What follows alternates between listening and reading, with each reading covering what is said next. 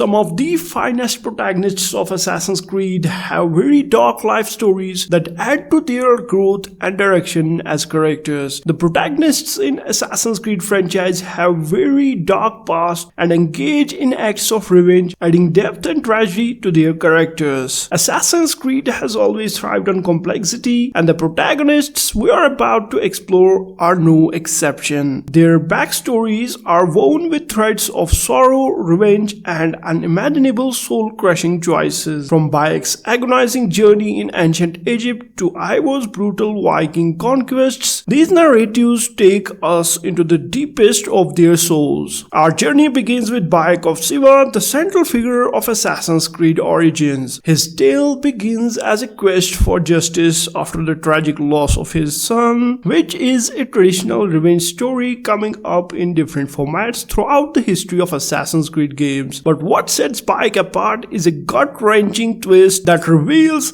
he himself was responsible for his own son's demise. This revelation transforms him into a character drenched in darkness and self-torment. Now let's discuss Eivor the Tory, a charismatic youth turned brooding avenger in Assassin's Creed 2. Eivor is favorite of all even to this day, and I have a lot of comments of people playing his trilogy over and over again, and you just can't blame them. First we got to know his whole family, and then suddenly the heartache he endures after his family's wrongful execution propels him on a vengeful journey. As he craves his path through Italy, Eivor's transformation into the iconic assassin is filled with haunting shadow of his family's tragic fate. By the way, we have tried to cover his story in this short video. Make sure to check this after this one. Now let's delve into Assassin's Creed 3, a game that thrusts us into the heart of the American Revolution alongside Connor Kenway. This may be one of the darkest moments in Assassin's Creed, as Connor's life is a canvas of darkness painted with the memories of Native American tribes being brutally wiped out and his own father's betrayal. Right from the time Charles assaulted little Connor, he is forced to make soul-crushing decisions, including confronting his father and eventually killing him, accepting help from George Washington after discovering that he was the one who ordered the destruction of his own village. Connor's story epitomizes the torment of a reluctant hero. Fast forward to Assassin's Creed Valhalla, one of the darkest games, where we meet Eivor, a Viking warrior with a blood-soaked past. The brutal opening sequence of their hometowns annihilation and their parents' murder propels them into a life of vengeance. Yet, as Vikings battle for their people, their actions blur the line between saviors and conquerors, underscoring the shades of darkness that define them. Diving into Assassin's Creed Freedom Cry, a tale that paints a grim portrait of Adivale's struggle against the West Indies slave trade. You might say he's not one of the darkest, but him being born into bondage, he rises as an assassin to wage war on this insidious industry. But even amidst his noble intentions, the horrors of his surroundings and the weight of his past cast an inescapable shadow over his story. Finally, we arrive at Assassin's Creed Unity and its complex protagonist, Arno Dorian, a pawn in the game of ideologies. Arno's tale spirals into darkness as he navigates a web of betrayal and deceit, being a son of assassin and being raised by a Templar. Then being torn between sides of this conflict makes a very dark chemistry. I mean, witnessing the man he loved being killed, then getting framed for his murder, and then finding out the truth